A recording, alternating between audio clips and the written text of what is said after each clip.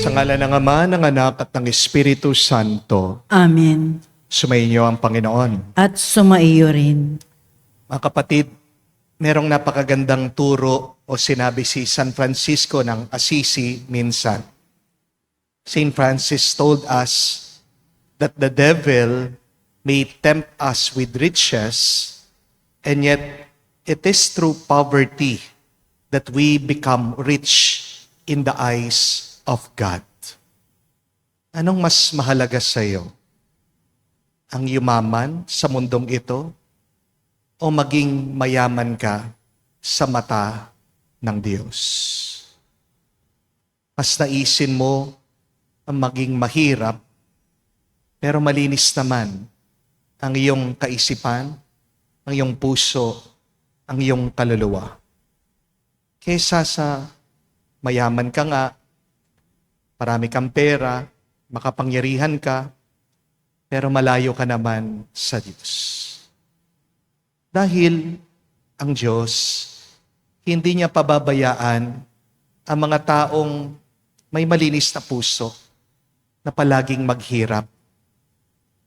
Pag tayo'y dumadaan sa kahirapan, palagi nating isipin na sinusubukan lang ng Diyos ang ating pananampalataya sa Kanya. Pag ikaw ay may malalim na tiwala sa Diyos, sandali lang ang iyong hirap at anuman ang nawala, ibabalik niya, dodoblihin pa niya. Mga kapatid, aminin natin, mga pagkakataon na kung saan mas ninais pa natin ang pera at kayamanan kaysa sa mahalin natin ang Diyos at paglingkuran siya. Aminin natin ang mga pagkakataon na kung saan mas inuna pa nating hanapin ang pera at kayamanan kaysa sa unahin natin na sundan at gawin ang kagustuhan ng Diyos. Sa ating mga pagkukulang at kasalanan sa Kanya, sa ating mga kapwa, tayo magpakumbaba, hilingin natin muli ang Kanyang awa para makita tayong karapat-dapat makatanggap sa mga banal na misteryo. Inaamin ko Sa makapangyarihang Diyos at sa inyo mga kapatid, na lubha akong nagkasala sa isip, sa salita, sa gawa, at sa aking pagkukulang. Kaya isinasamo po sa mahal na Birheng Maria, sa lahat ng mga anghel at mga banal, at sa inyo mga kapatid, na ako'y ipanalangin sa Panginoong ating Diyos. kaawaan tayo ng makapangyarihang Diyos, patawarin tayo sa ating mga kasalanan, patnubayan tayo sa buhay na walang hanggan. Amen. Panginoon, kaawaan mo kami. Panginoon, kaawaan mo kami. Kristo, kaawaan mo kami. Kristo, kaawaan mo kami. Panginoon, kaawaan mo kami. Panginoon, kaawaan mo kami. Manalangin tayo. Ama naming makapangyarihan, pinanauli mo at pinapahalagahan ang wagas na katapatan. Itaguyod mo ang aming kalooban upang mahubog sa sagisag ng iyong espiritu at maging matatag sa pananalig at masipag sa gawa ng pag-ibig. Sa pamagitan ni Jesucristo, kasama ng Espiritu Santo, magpa sa walang hanggan. Amen.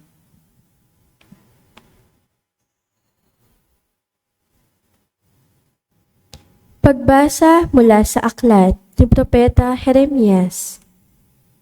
Sinasabi ng Panginoon, parurusahan ko ang sinumang tumatalikod sa akin at nagtitiwala sa kanyang kapwa, sa lakas ng mga taong may hangganan ang buhay. Ang katulad niya'y halamang tumubo sa ilang, sa lupang tigang at sa lupang maaalat na walang ibang tumutubo. Walang mabuting mangyayari sa kanya.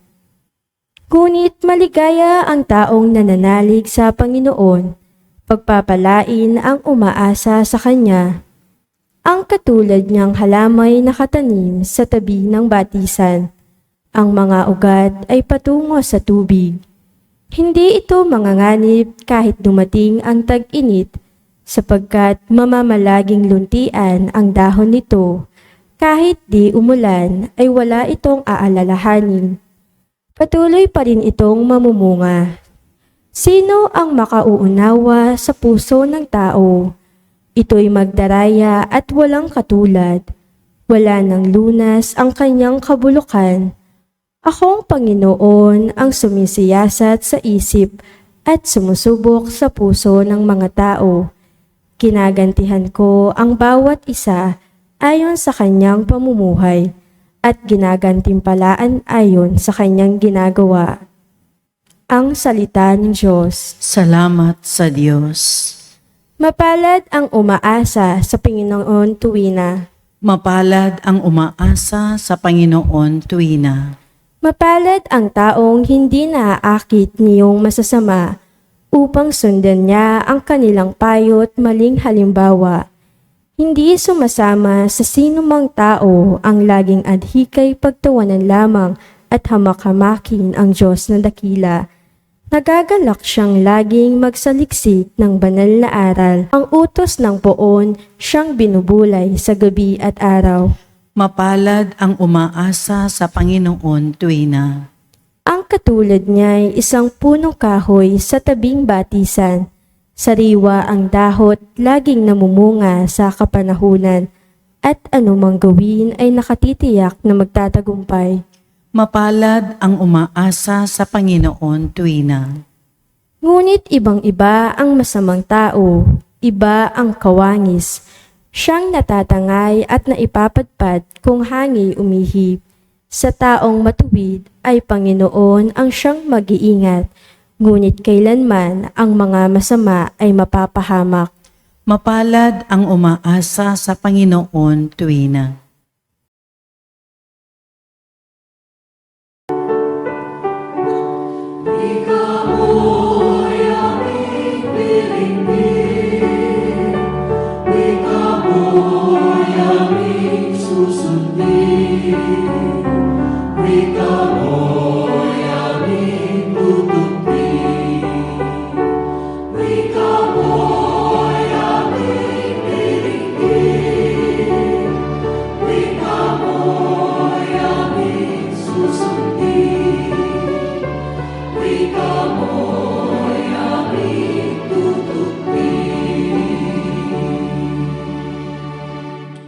Mapalad ang nag-iingat sa kanyang pusong matapat ng salitang nagbubuhat sa poong Diyos ng liwanag, sa tiyagay aaning ganap.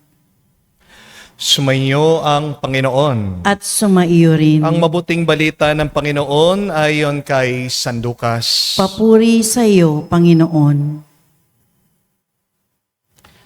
Nung panong yon, sinabi ni Jesus sa mga Pariseo, may isang mayamang nagdaramit ng mamahalin at saganang-sagana sa pagkain araw-araw. At may isa naman pulubing nagngangalang Lazaro, tadtad ng sugat at nakalupaysay sa may pintuan ng mayaman upang mamulot kahit mumog na nahuhulog mula sa hapag ng mayaman. At doon nilalapitan siya ng aso at dinidilaan ang kanyang mga sugat. Namatay ang pulubi at dinala ng mga anghel sa piling ni Abraham. Namatay rin ang mayaman at nilibing. Sa gitna ng kanyang pagdurusa sa Hades, tumingala ang mayaman at kanyang natanaw sa malayo si Abraham, kapiling ni Lazaro. At sumigaw siya, Amang Abraham, mahabag po kayo sa akin. Utusan niyo si Lazaro na isawsaw sa tubig ang dulo ng kanyang daliri at palamigin ang aking dila, sapagkat naghihirap po ako sa apoy na ito. Ngunit sinabi sa kanya ni Abraham, Anak, alalahanin mong nagpasasa ka sa buhay sa ibabaw ng lupa, at si Lazaro'y nagtiis ng kahirapan. Ngunit ngayon, inaaliw siya rito, samantalang ikaw naman nagdurusa. Higit sa lahat, nilagay sa pagitan natin ang isang malaking bangin upang ang mga narini ay hindi makaparian at ang mga nariyan ay hindi makaparini. At sinabi ng mayaman, kung gayon po, amang Abraham, pinamanhik ko sa inyo, papuntahin si Lazaro sa bahay ng aking ama, sapagkat ako'y may 5 kapatid na lalaki. Paparoonin niyo siya upang balaan sila na hindi sila humantong sa dakong ito ng pagdurusa. Ngunit sinabi sa kanya ni Abraham, nasa kanila ang mga sinulat ni Moises at ang mga propeta. Pakinggan nila ang mga yon. Hindi po sapat ang mga yon, tugon niya. Ngunit kung pumunta sa kanila ang isang patay na muling nabuhay, tatalikdan nila ang kanilang mga kasalanan. Sinabi sa kanya ni Abraham, kung ayaw nilang pakinggan ang mga sinulat ni Moises at ng mga propeta, hindi rin nila paniniwalaan kahit ang isang patay na muling nabuhay. Mga kapatid, ang mabuting balita ng ating Panginoon. Pinupuri ka namin, Panginoong Heso Kristo. Magandang araw po muli sa inyong lahat. Meron pong isang kwento tungkol sa isang lalaki. Isang araw, siya po ay namimingwit sa ilog. May nakita po siya na kumikinang.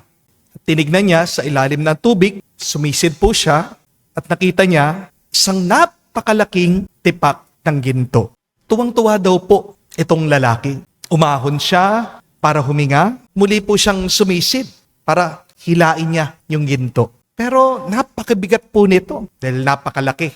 Paulit-ulit po niyang hinahatak yung ginto hanggang naubusan po siya ng hininga. Nang nakita po ng mga tao yung bangkay ng lalaki, nakakapit pa rin po.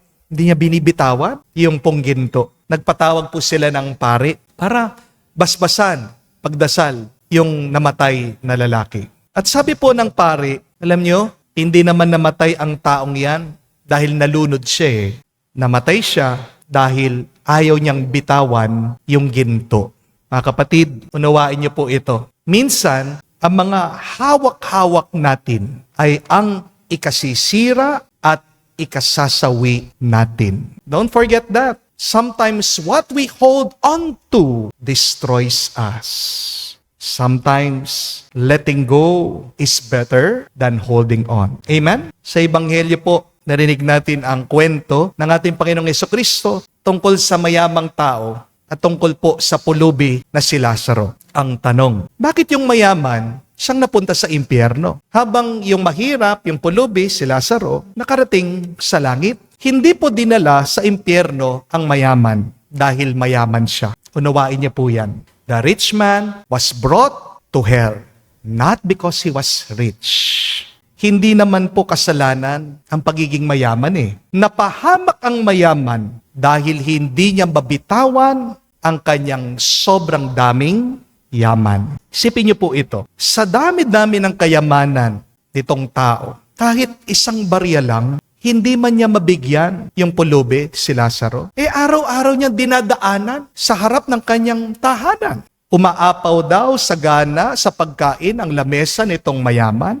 Pero tira-tira lang ang napupunta kay Lazaro. Malusog po tong mayaman, pero hindi man niya maidala o matulungan si Lazaro sa doktor para mapagamot niya yung kanyang katawan na puno ng sugat.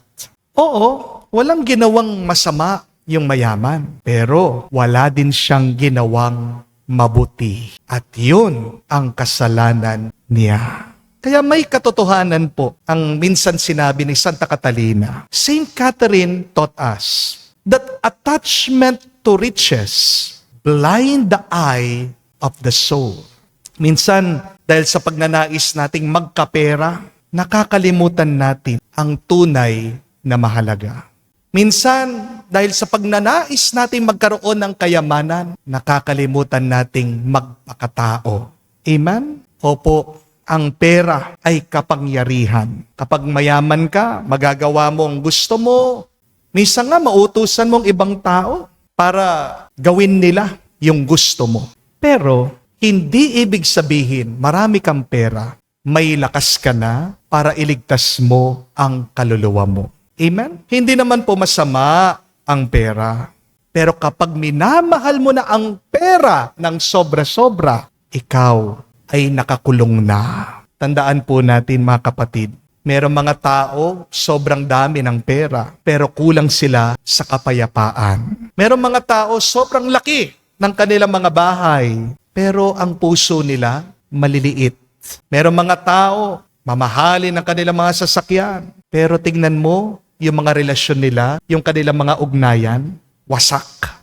Ang pera, kapag mali ang pagkahawak, nagiging rehas, nagiging kulungan. Alam niyo po kung anong tunay na bilangguan? Hindi po yung rehas na bakal, kundi ang isang pusong hindi marunong magbigay. Ang tunay na bilangguan, hindi po yung vault sa bangko, kundi ang isang pusong sarado sa awa. Ang mayaman po sa Ebanghelyo, hindi naman po siya nakakulong sa bahay niya. Malaya siyang nakakaalis. Pero sa totoo lang, nakakulong siya sa kanyang sarili dahil sa higpit niya sa pagkahawak sa kanyang pera at kayamanan. At samantalang hawak na niya ang lahat, wala naman siya talagang tunay na hawak bandang huli. Napansin niyo, noong nandun siya sa impyerno, wala nang binabanggit tungkol dun sa sagana niyang pagkain. Wala na siyang hawak-hawak na pera. Kahit tubig lang, nagmamakaawa siya. Humihingi siya kay Abraham. Kaya totoo yung kasabihan, hindi mo madadala sa susunod na buhay ang iyong kayamanan. Amen? Kaya ang ganda po nung turo ni San Antonio. Sabi po niya, the greedy man is not really rich, but poor. He does not control his money, but is controlled by it. He does not possess his wealth, but is possessed by it. The rich man may have many things, yet for him, it is all too little. Mahirap ka talaga, kapatid, kapag hindi ka malaya, kapag nakakulong ka sa pagnanasa mo magkaroon ng sobrang dami ng pera. Mahirap ka talaga, kapatid, kung wala sa iyo ang mga tunay na mahalaga sa buhay. Ang tunay na mahalaga ay mahalaga sa Diyos. Yan ang magmahal, ang tumulong, ang magbahagi. Kaya maging babala po sana sa atin ito. Huwag mong gawing Diyos ang pera mo. Amen? Do not let your gold become your God. If gold becomes your God, then greed will become your goal. Kapatid, hindi ka ginawa ng Diyos para kumita ka lang ng pera. Kung puro pera lang ang habol mo sa buhay, magiging gutom at uhaw ang kaluluwa mo. Amen? May you live life not for profit, but for purpose. Because purpose is strength, while desire for profit will bring stress. Amen? Minsan po, marami ang mga dumadating dito, bumibisita sa akin, nagpapapray over. Yung mga iba, ang problema po nila, utang. Marami daw po silang utang. Hindi nila alam kung paano nila mababayaran yung dami ng mga utang nila. Nagdadasal sila, at tulungan sila, bigyan sila ng pera ng Panginoon. Pagkatapos ko pong ipagdasal ang mga taong ito, palagi ko pong tinatanong sa kanila, ano ang gagawin niyo kung hindi na issue, kung hindi na problema ang pera sa buhay niyo? Halimbawa, kung nabayaran mo na lahat ng utang mo, kung sobra-sobra na ang pera mo, ano ang gagawin mo susunod? I think that is a very good question to reflect and to ponder. If money is not an issue, what will you do? Kapag tinatanong ko po ito, kadalasan, wala po silang maisagot sa akin.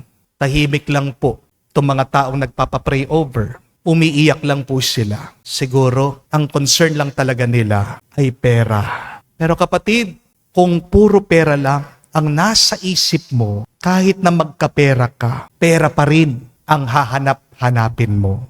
Amen? Dahil kapag pera ang pinag-uusapan, siguradong may away, may hindi pagkakaintindihan, may hidwaan. Marami po akong kakilala ang yayaman. Ang dami nilang lupa, pero silang magkakapatid, hindi magkaintindihan. Silang magkakapatid, nakukuha pa nilang magdemandahan. we should learn once again, life is more than acquiring money. Amen? Ang buhay, higit yan sa paghahanap ng pera. Kung gusto mong maging payapa ang kaluluwa mo, kapatid, ito po ang tandaan nyo. Itong unawain nyo, ang pera, gamit lang. Huwag kang magpapagamit sa pera. Gamitin mo ang pera para sa iyong layunin. Gamitin mo ang pera para paglingkuran ng Diyos, para mahalin mo ang iyong kapwa. Sinasabi ko sa iyo, kapatid, magiging masaya ka at mapupuno ng biyaya ang iyong loob. Amen? Money is just a tool to fulfill a purpose. Do not make money the goal of your life. If you understand this, then your soul will not be disturbed even if you have a lack of money. Kaya gawin po nating katulong lang ang pera. Huwag mong gagawing boss ang pera. Remember, money is a good servant, but it is a terrible master. Ngayon pong araw, gandang tanungin din ang ating mga sarili. Ano ang hindi ko mabitawan? Pagnanais na magkapera, ang pagnanasang magkaroon ng posisyon, hindi mo mabitawan, hinahabol mo yung lupa, bahay, sasakyan, meron kang dinanais na bagong gadget, kagamitan, baka ang totoo, hindi mo mabitawan ang ego mo. Kapatid, mas mabuti pang mawalan ng pera kesa sa mawalan ka ng puso. Amen? Mas mabuti pang mawalan ka ng yaman kesa sa mawala ang langit sa iyo. Dahil sa huli, ang mahalaga ay hindi naman yung dami ng hawak mo. Ang pinakamahalaga, bandang huli, kapag ikaw ay inuhusga ng Diyos, ay kung gaano karami ang binahagi mo, ang binigay mo. Amen? Mga kapatid, po masyadong mahigpit ang kapit sa pera. Masakit yan. Nakakapagod yan. Mabigat yan. Pero, mas higpitan mo pa ang kapit mo sa Diyos. Dahil ang Diyos lang ang magbibigay sa iyo ng buhay, ng tuwa, at ng kaligtasan. Ngayon at magpakailanman.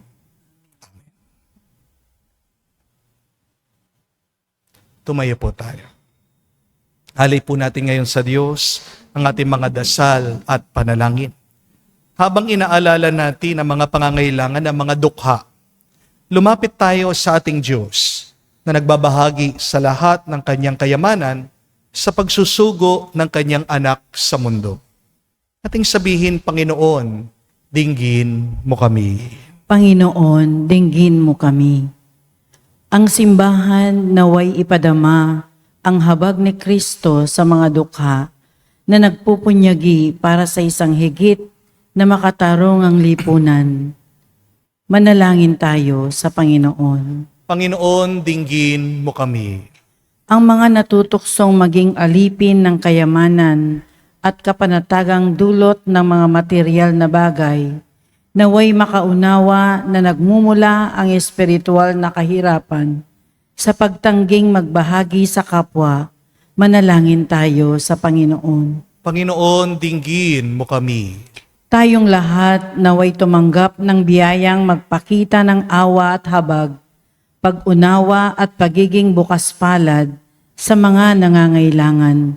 Manalangin tayo sa Panginoon. Panginoon, dinggin mo kami. Sa katahimikan po ng ating puso, banggitin natin sa Diyos ang ating mga personal na pangangailangan. Ama naming nasa langit, sa iyong pag-ibig at habag, puspusin mo kami ng iyong nag-uumapaw na kabutiang loob at tulungan kaming dumamay sa mga kapuspalad. Dinadalangin namin ito sa pamagitan ni Kristo na aming Panginoon. Amen.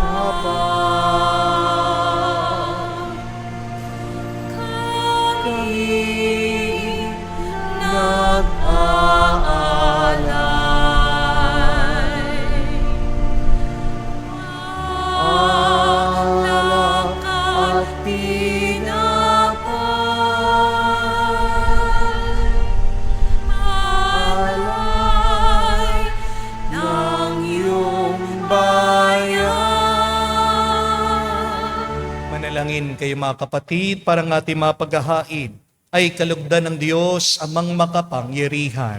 Tanggapin nawa ng Panginoon itong paghahain sa iyong mga kamay, sa kapurihan niya at karangalan, sa ating kapakinabangan at sa buong sambayanan niyang banal. Ama naming lumikha, pabanalin mo sa paghahain ngayon ang aming 40 araw na paghahanda para sa pagkabuhay, upang ang ginaganap namin ay maisaloob ng lubusan sa pamagitan ni Jesucristo kasama ng Espiritu Santo magpa sa walang hanggan. Amen. Sumainyo ang Panginoon. At sumaiyo rin. Itaas sa Diyos sa inyong mga puso at diwa. Itinaas na namin sa Panginoon. Pasalamatan natin ang Panginoong ating Diyos. Marapat na siya ay pasalamatan. Ama naming makapangyarihan, tunay nga marapat ikaw ang aming pasalamatan. Sa pamagitan ni Jesucristo na aming Panginoon, minarapat mo ang pagtitiis para sa naghihirap ay maging tagapagpahiwatig ng pasasalamat. Na aming inihahain ngayon sa iyong hapag. Ang iyong anak ay uliran tagapagbigay ng pagsasaluhan ng mga nagugutom at mga nauuhaw. Sa pagsunod namin sa giliw mong anak, ang pagkamawain mo ay aming ginaganap upang ang pag-iimbot ay mapawing lahat sa aming pag-uugali at gawaing binabalak. Kaya kaisa na mga anghel ang sisiawit ng papuri sa iyo. Nang walang humpay sa kalangitan, kami nagbubunyi sa iyong kadakilaan.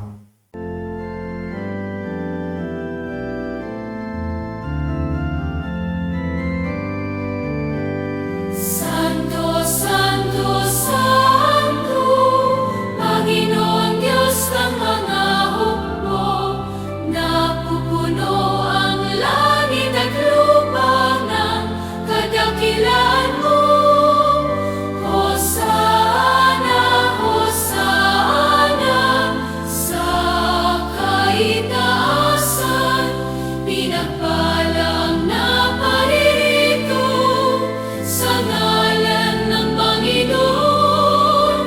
Hosana, Hosana, sa kaitaasan. Hosana, Hosana, sa kaitaasan.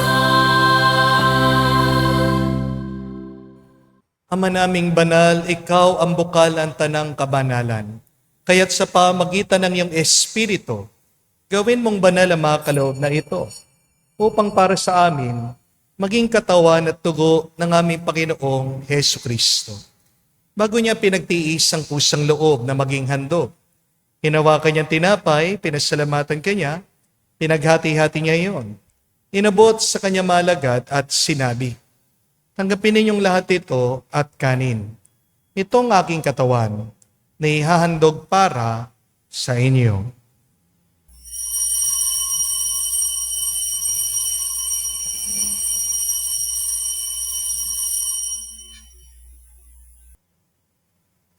Gayon din naman na matapos ang hapunan, hinawakan niyang kalis. Muli kanyang pinasalamatan. Nabot niya ang kalis sa kanya malagad at sinabi, tanggapin ninyong lahat ito at inumin. Ito ang kalis ng aking dugo, ng bago at walang hanggan tipan. Ang aking dugo na ibubuhos para sa inyo at para sa lahat, sa ipagpapatawad ng mga kasalanan. Gawin ninyo ito sa pag-alaala sa akin.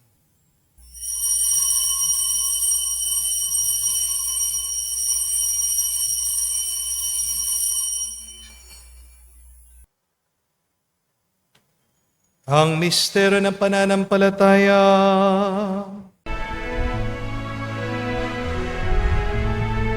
Sa krus mo at pagkabuhay, kami natubos mong tunay. Poong Jesus, naming mahal,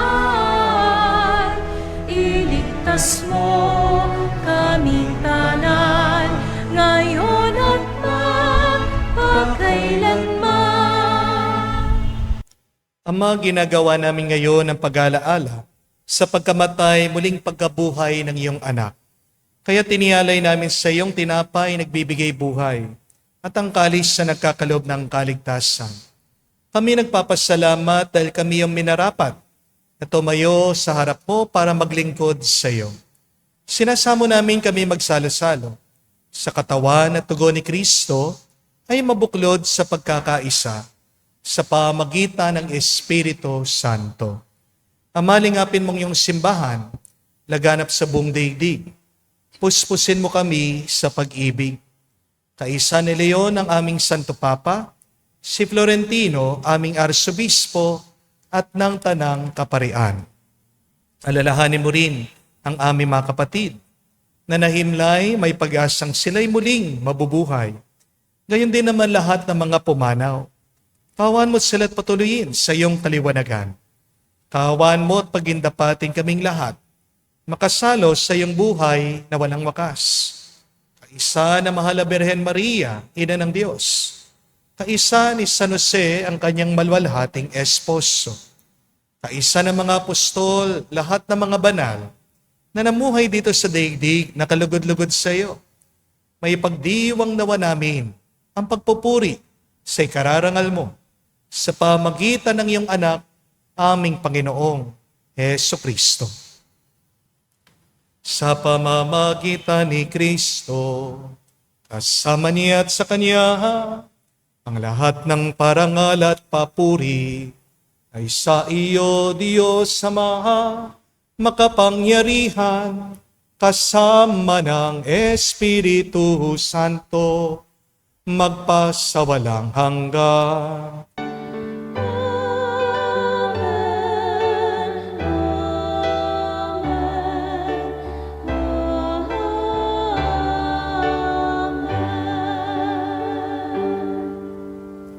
Sa nakagaling na utos sa turo ni Jesus sa Panginoon natin at Diyos, ipahayag natin ang lakas, loob.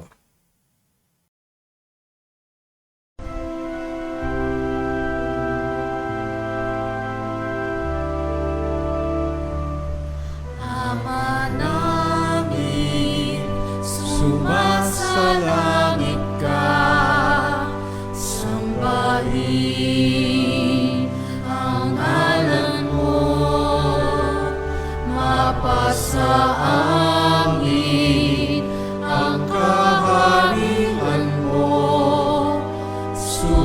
sundin ang loob mo dito sa lupa para nang sa langit. Bigyan mo kami ngayon ng aming kakanin sa araw-araw at patawarin mo kami sa aming mga sala para ng pagpapatawad namin sa nagkakasala sa amin. At huwag mo kaming ipahintulot sa tukso at iadya mo kami sa lahat ng masama.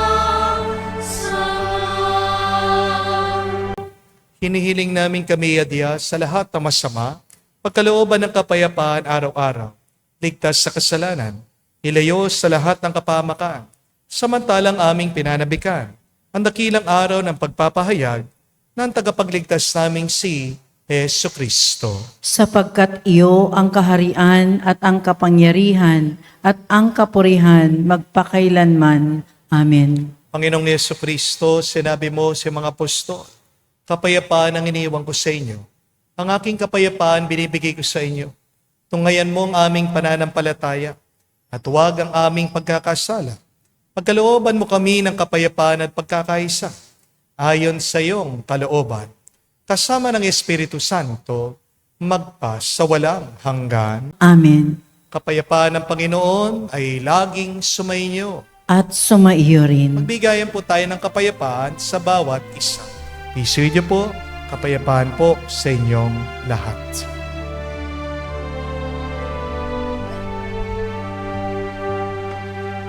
Cordero ng Diyos na nag-aalis ng mga kasalanan ng sanlibutan, maawa ka sa amin. Maawa ka sa amin. Cordero ng Diyos na nag-aalis ng mga kasalanan ng sanlibutan, maawa ka sa amin. Maawa ka sa amin.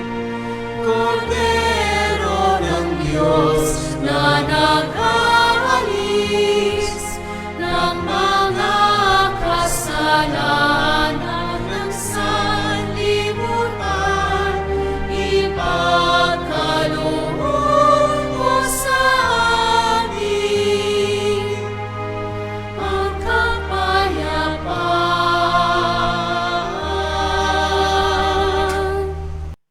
Mga kapatid, naririto ang ating Panginoong Jesucristo, ang Kordero ng Diyos. Siya nag-aalis sa mga kasalanan ng sanlibutan. Mapalad tayong lumalapit sa piging ng Kordero. Panginoon, hindi ako karapat-dapat na magpatuloy sa iyo, ngunit sa isang salita mo lamang ay gagaling na ako.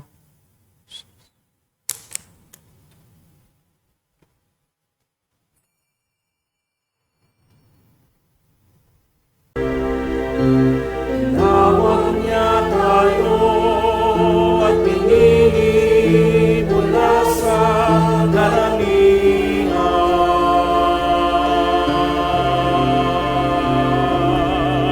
upang pag-isahin ang gawan niya. Nawalay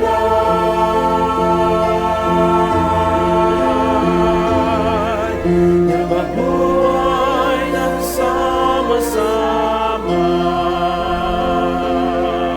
at nagkakaisa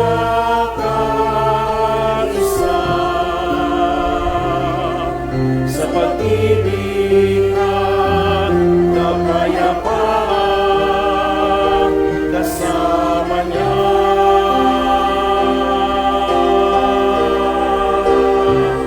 Tayo'y kay Kristo, mabuhay man o mamatay, pagkat niyakap niya